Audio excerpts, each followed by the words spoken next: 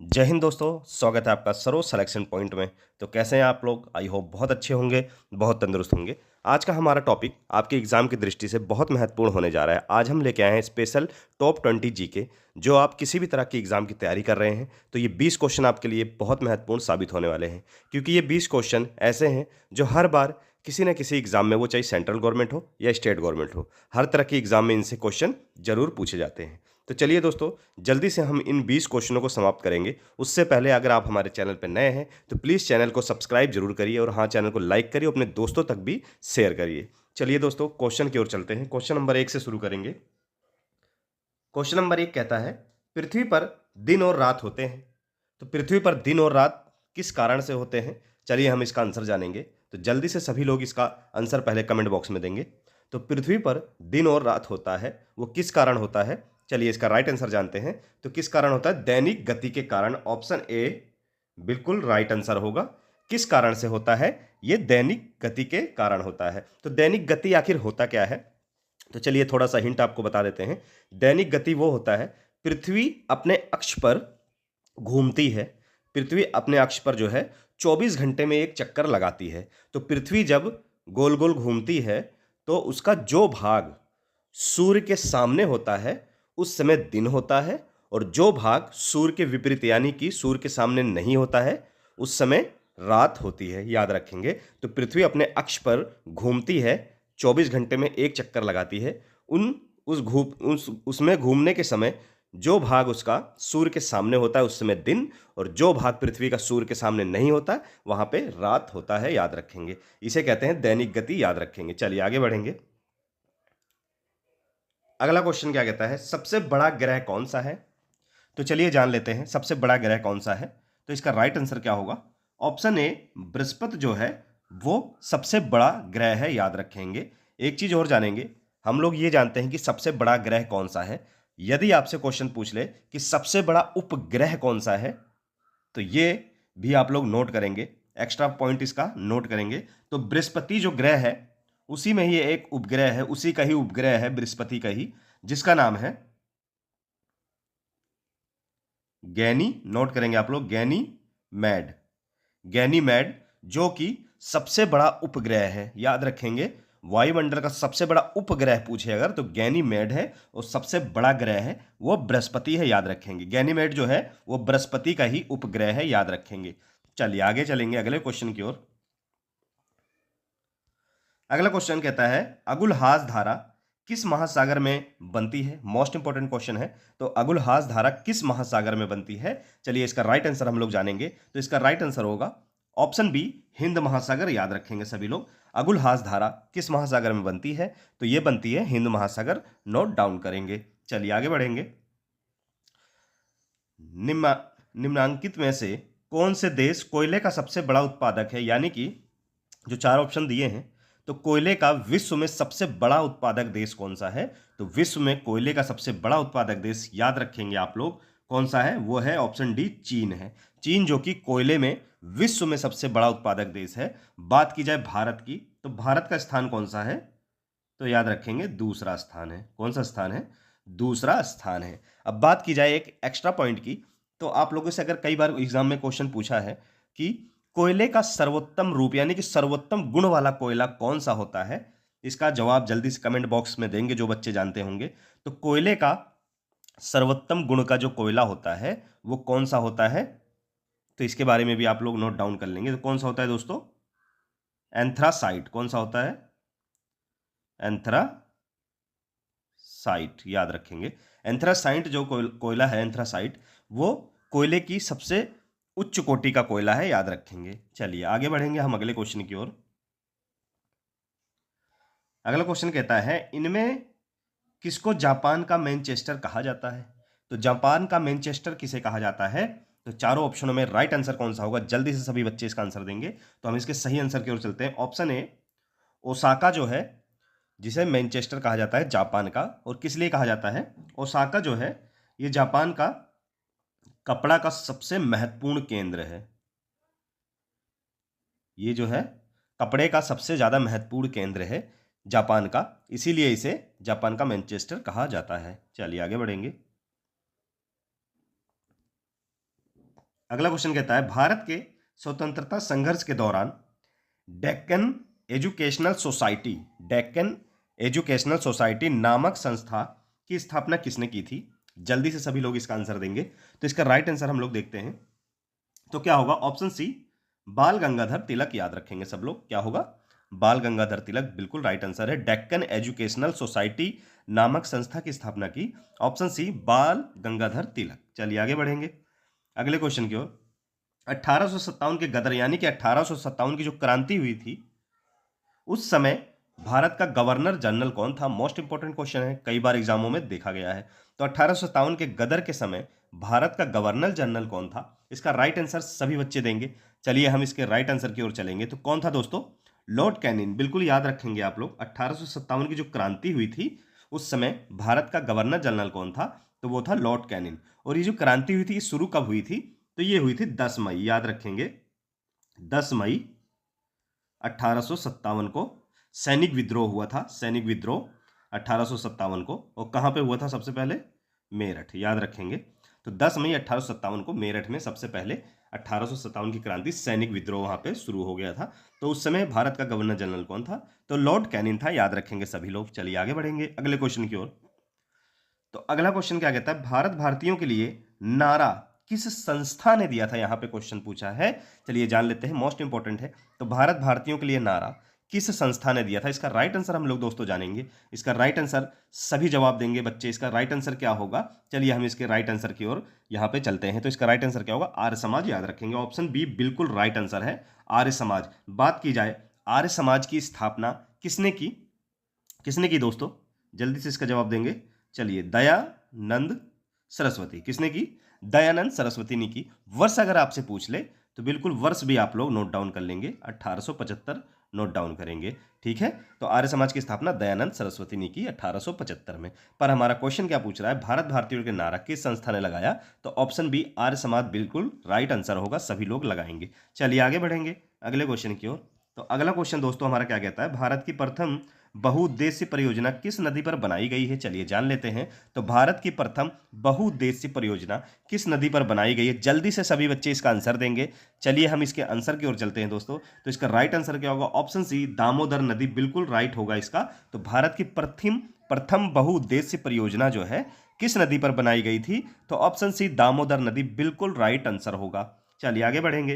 ये सारे क्वेश्चन दोस्तों बहुत इंपॉर्टेंट हैं, हर बार किसी न किसी एग्जाम में पूछे जाते हैं। तो इन 20 क्वेश्चनों को आप अच्छे से रट लेंगे। हमारा प्लेटफॉर्म आपको इसी तरह मोस्ट इंपॉर्टेंट आपके एग्जाम के लिए क्वेश्चन आप लोगों तक पहुंचाते रहेगा। बस आप ऐसी प्यार दिखाते रहिए, हमारे साथ ऐसे ही जुड़े रहिए। चलिए क्वेश्चन की ओर चलेंगे हम। आगरा शहर को किसने बसाया? चलिए जानते हैं, मोस्ट इंपॉर्टेंट क्वेश्चन है। तो आगरा शहर को किसने बसाया? इसका राइट आंसर क्या होगा? तो इसके राइट आंसर की ओर हम लोग चलते हैं। इसका राइट आंसर होगा सिकंदर लोधी। किसने? ऑप्शन ए सिकंदर लोधी, जो कि दिल्ली सल्तनत के थे। दिल्ली सल्तनत के ये राजा थे। तो कब बसाया? तो लगभग 1504, किताबों में यही लिखा है। तो 1504 में इसकी आगरा शहर की स्थापना इन्होंने की, याद रखेंगे सिकंदर लोधी ने, ठीक है, याद रखेंगे। चलिए आगे बढ़ेंगे। राष्ट्रीय प्रतीक के निचले भाग में उत्कीर्णत शब्द सत्यमेव जयते किस संदर्भ से लिए गए हैं?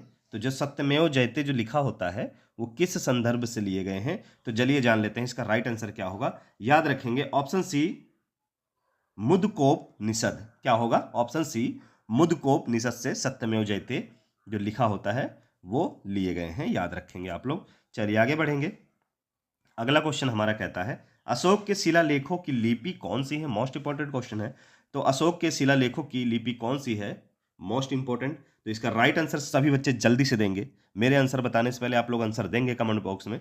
चलिए अशोक के शिलालेखों की लिपि कौन सी है? इसका राइट आंसर जानते हैं। तो कौन सी है? ब्राह्मणी लिपि है। ऑप्शन बी बिल्कुल राइट आंसर है। कौन सी? ब्राह्मणी लिपि, याद रखेंगे। ऑप्शन बी बिल्कुल राइट आंसर है। मोस्ट इंपोर्टेंट क्वेश्चन आ गया है। बिहू निम्नलिखित में से किसका लोकप्रिय उत्सव है? तो बिहू जो उत्सव है यानी कि त्योहार है वो किस राज्य का है? भारत में किस राज्य का लोकप्रिय है? तो सही आंसर सभी लोग देंगे। तो इसका राइट आंसर होगा ऑप्शन ए असम, याद रखेंगे। बिहू जो है असम राज्य का एक राष्ट्रीय त्योहार कह सकते हो इसको। तो असम का ये बहुत ही महत्वपूर्ण त्यौहार है, उत्सव है, बिहू याद रखेंगे। चलिए आगे बढ़ेंगे। आगे क्या कहता है, देश का लौह पुरुष किसे कहा जाता है? तो देश का लौह पुरुष कौन है? जल्दी से आंसर देंगे। आयरन मैन ऑफ इंडिया कौन है? इसका राइट आंसर क्या होगा? तो याद रखेंगे सरदार पटेल। क्या होगा? ऑप्शन ए सरदार पटेल बिल्कुल राइट आंसर होगा इसका। तो सरदार पटेल जो थे वो भारत के, एक चीज और नोट करेंगे, भारत के पहले उप प्रधानमंत्री भी थे, उप प्रधानमंत्री भी थे, और पहले गृह मंत्री भी थे। क्या थे? गृह मंत्री भी। याद रखेंगे, नोट डाउन कर लेंगे। पहले उप प्रधानमंत्री भी थे, पहले गृह मंत्री भी रह चुके हैं, जिनको आयरन मैन के नाम से जाना जाता है। देश का लौह पुरुष किसे है? ऑप्शन है सरदार पटेल बिल्कुल राइट आंसर होगा, याद रखेंगे। चलिए आगे बढ़ेंगे। अगला क्वेश्चन कहता है, महात्मा गांधी को अधनंगा फकीर किसने कहा? तो महात्मा गांधी को अधनंगा फकीर किसने कहा? इसका राइट आंसर क्या होगा? Winston Churchill. ऑप्शन सी बिल्कुल राइट आंसर होगा। महात्मा गांधी को अधनंगा फकीर किसने कहा? विंस्टन चर्चिल ने कहा, याद रखेंगे। चलिए आगे बढ़ेंगे। अगला क्वेश्चन हमारा क्या कहता है, किस राज्य की सीमा चीन से जुड़ी हुई है? चलिए जानते हैं, किस राज्य की सीमा चीन से जुड़ी हुई है। इन चार ऑप्शनों में हमको देखना है कौन सी, ये चार ऑप्शन में कौन सा ऐसा राज्य है जिसमें चीन की सीमा लगती है? तो अरुणाचल प्रदेश होगा। ऑप्शन डी बिल्कुल राइट आंसर होगा। एक चीज और पॉइंट नोट डाउन करेंगे, अगर आपसे पूछ ले कितने भारत की कितने राज्यों की सीमा चीन से लगी हुई है, तो दोस्तों 5 राज्य हैं, याद रखेंगे 5 राज्य हैं। उन 5 राज्यों के बारे में भी हम जान लेते हैं, वो 5 राज्य कौन कौन से हैं। तो पहला तो आपका अरुणाचल प्रदेश हो गया, दूसरा आप ले लेंगे जम्मू कश्मीर। कौन सा? जम्मू कश्मीर हो जाएगा। फिर हो जाएगा आपका हिमाचल प्रदेश, हिमाचल प्रदेश हो जाएगा।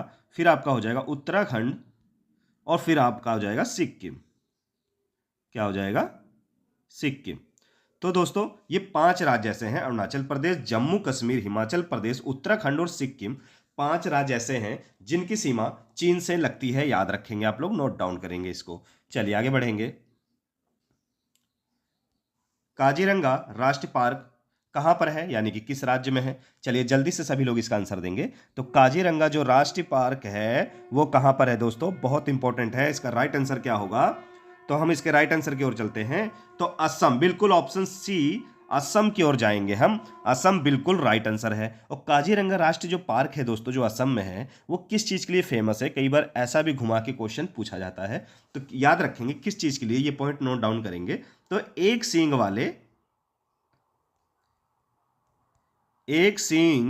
वाले गेंडे के लिए, याद रखेंगे, एक सींग वाले गेंडे के लिए ये फेमस है, याद रखेंगे। किसके लिए प्रख्यात है? तो एक सींग वाले गेंडे के लिए काजीरंगा राष्ट्रीय पार्क जो कि असम में है, वो एक सींग वाले गेंडे के लिए प्रख्यात है, यानी कि फेमस है। तो ऑप्शन सी असम बिल्कुल राइट आंसर है। काजीरंगा राष्ट्रीय पार्क जो है वो असम राज्य में है, याद रखेंगे। चलिए आगे क्वेश्चन कहता है, ऑपरेशन फ्लड से संबंधित है, मोस्ट इंपॉर्टेंट क्वेश्चन है, तो इसका सही आंसर सभी बच्चे जल्दी से बताएंगे। तो ऑपरेशन फ्लड से संबंधित क्या है दोस्तों? तमिलनाडु बाढ़ नियंत्रण, दूध का आयात, या डेयरी विकास? तो बिल्कुल इसका राइट आंसर होगा ऑप्शन डी डेयरी विकास, यानी कि डेयरी उद्योग के लिए ये ऑपरेशन फ्लड शुरू किया गया था। तो अगर बात की जाए वर्ष की, तो 1970 में दोस्तों इसकी शुरुआत हुई थी डेयरी विकास की, याद रखेंगे। चलिए आगे बढ़ेंगे, अगले क्वेश्चन की ओर बढ़ेंगे हम लोग।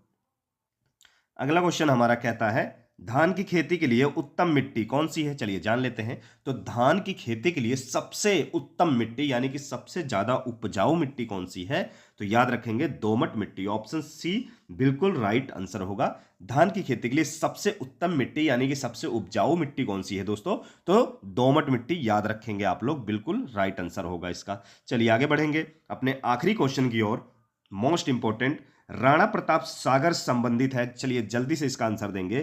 तो राणा प्रताप सागर संबंधित है किससे? है सौर ऊर्जा से, सिंचाई से, नाभिकीय ऊर्जा से। दोस्तों ये जल विद्युत ऊर्जा से इसका संबंध है, याद रखेंगे ऑप्शन डी, जल विद्युत ऊर्जा से इसका संबंध है। बात की जाए राणा प्रताप सागर संबंधित है, तो दोस्तों ये जल विद्युत से है, और ये दोस्तों मध्य प्रदेश प्लस राजस्थान की जो है दोस्तों संयुक्त परियोजना है, याद रखेंगे इसको। मध्य प्रदेश और राजस्थान की राणा प्रताप सागर जो है विद्युत जल विद्युत परियोजना, ये मध्य प्रदेश और राजस्थान की संयुक्त परियोजना है। और ये है कहां पर? तो ये राजस्थान में है दोस्तों। कहां पर है ये बांध? राजस्थान में है। और राजस्थान में कहां पे?